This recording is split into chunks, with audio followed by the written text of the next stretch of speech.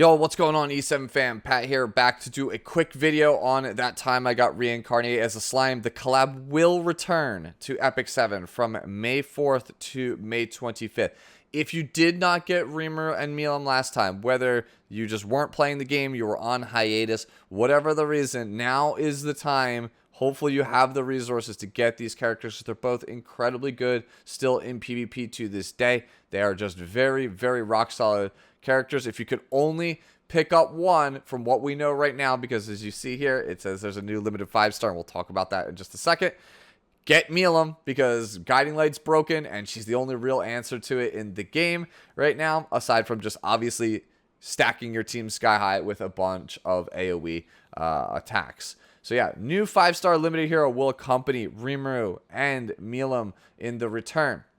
I personally am hoping for my boy Benimaru. I have a feeling though that the power of waifu will come back out ahead here and give us Shion. I know that was a fan favorite. People really wanted Shion. I could see Veldora being a possibility. If they want to surprise me, I would really like to see Hinata. I think that Dead End Rainbow is such a cool attack. And I think mechanically it would work really cool in Epic 7 to see a character where if she cuts you a certain number of times, you just get insta-killed and you are just extinctioned out of the game. I think that would make for some really interesting play patterns if they can pull it off without making it too broken. So yeah, give me either my boy Benimaru or Hinata. That's what I really want to see. I'll settle for Shion if I have to. But hopefully, if that's the case, I want her to be a tank.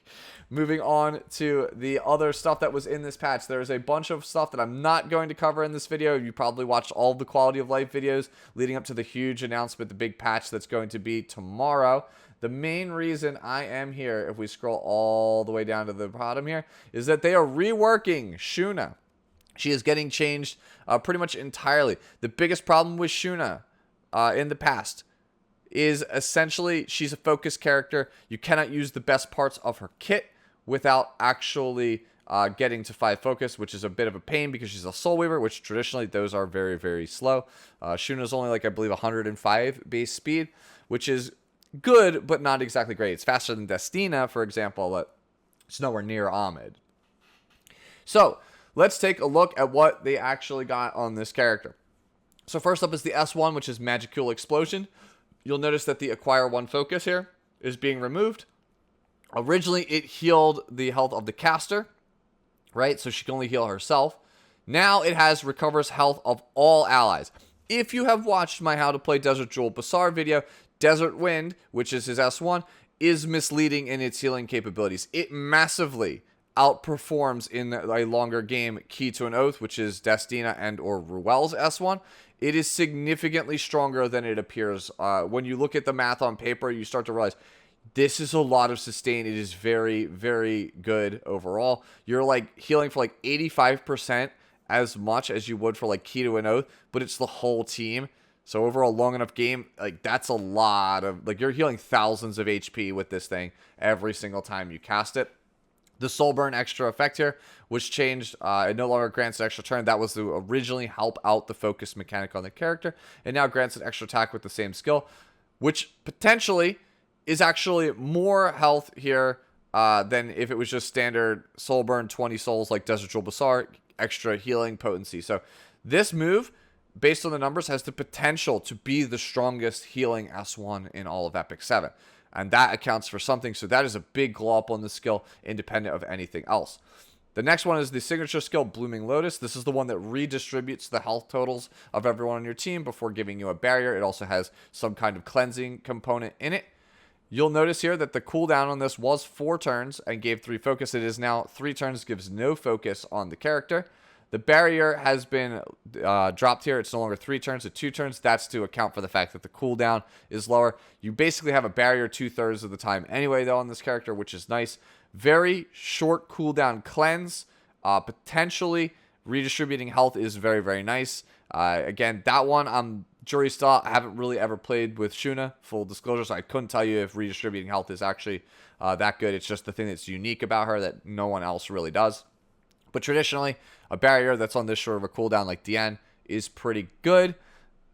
Problem is, Battle Frenzy currently really hampers barriers, and then also there's still barrier inversion from characters like Desert Troll Basar.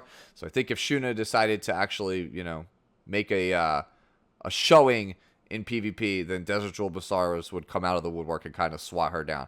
Still, interesting skill, significantly improved skill as well, because you have that much more of an uptime with the 3-turn cooldown as opposed to 4. So finally, we have Sleeping Spell. This was the big kicker. You needed 5 focus to use it, and that was just way too slow, especially for a Soul Weaver.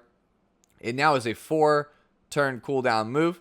It dispels 2 buffs from all enemies before having an 85% chance to put them to sleep for 1 turn, and a 100% chance to decrease their attack for 2 turns. So now we got a decreased attack on it, which has been nice. Obviously, characters like Conqueror Lilius have proved that this is pretty good. Granted, she has Vigor. Sleep is really good. This feels very reminiscent of Bihu, right? I talked about it in my Bihu impressions. This is a really sick opening skill or bridge skill. You get to wipe out some buffs, basically negate their setup, and then you get a sleep, which is kind of like a pseudo stun, which kind of lets you kind of dictate the pace of the game, lets you do whatever you want. I think that this is, on paper, a fairly good skill. The biggest problem with it is, again, Shuna is only like 105 base speed.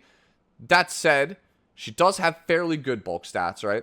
Compared to other Soul Weavers, she has fairly decent bulk stats. Good starting effect resistance as well. The things that she needs to take advantage of this, though, are speed and effectiveness, which she doesn't have. But I could see a middle speed, like 230 speed Shuna, you know, kind of dictate the pace of the game with this. If we actually get to that point, if you can kind of hunker down and actually make use of this character, she could be fairly good. Again, we now have an AoE heal, which I'm assuming that the soul burn on this is 20 souls. I could definitely see a pretty interesting gameplay pattern where maybe you use something to bridge and pull her up to the front. You sleep the whole team. Then you dictate the pace of the game, and if something goes awry, somebody gets focused down, you redistribute the health, and then you use the soul burn to heal back up that redistributed health. This is actually the synergy now between the redistributing health on Blooming Lotus and the full heal, or I should say the AoE heal on Magical Explosion. That's actually really good gameplay pattern. Like, that's good on them to recognize. Like, you'll redistribute the health, and then you'll need an AoE heal to heal it back up. So, excited to try this character. Do I think she's, like, going to be super meta? Probably not, no, but definitely worth a try with these changes. Before, I thought, because of the Consume 5 focus, this character was unusable. Pretty much unusable everywhere. Taking a look at her exclusive equipment, we're going to basically leapfrog here over Milim. Excuse me, bit my tongue. Yeah, we're already talking about Shuna. Let's talk about the exclusive equipment that she ended up getting. Shuna's Shuttle, it gives 14% health, which is fine. Obviously, speed is going to be the best. Effectiveness might have been decent as well, considering we have a sleep and debuff skill with not a decreased attack on the sleep spell. But I'll take health percentage. I think it's fine. I don't think with a character with 30 base ER, she really needed more effect resistance. So this is a fine option, right? So we have the first one is on S2 Blooming Lotus, increases the barrier strength by 10%. We already talked about barrier inversion, Battle Frenzy in the current RTA season. That's going to make this not as exciting of an option. Next one is increases combat readiness of the caster by 30% when using the S2. This is very reminiscent of an exclusive equipment like Diane. That one kind of pushes up the team, but in general, Diane and Amelia, they have these kind of like little CR boosts to kind of help smooth over the kit, so this is definitely a viable option. I think the best option is the third one here. Sleeping Spell increases the sleep chance by 15%. You get a 100% chance to sleep. Can't get much better than that. So my pick would be the Sleeping Spell, but also Blooming Lotus here with the extra CR push. That could be super useful. Now we have Milim. Milim is already a very good character in the meta. She's just more of a counter pick. Not really used all the time. Rimuru is, I think, a bit more common, but I guess that's why they didn't give Rimuru one. They're giving Milim one here now because, again, she could use the help. It would help her kind of push, I think, a little bit more towards the mainstream. So, Azura, which is her sword from the show, a sword that Milim uses in battle mode. It is said to have been used to slay countless Majin and Demon Lords. Gives critical hit chance, plus 12%.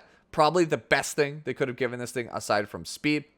If you watch my Emperor account review video, I talked about the fact that Milim is pretty much like the slowest non-carry mage in the game. So having her be faster than fast Landies and still actually be able to maintain her damage and do her job felt nearly impossible.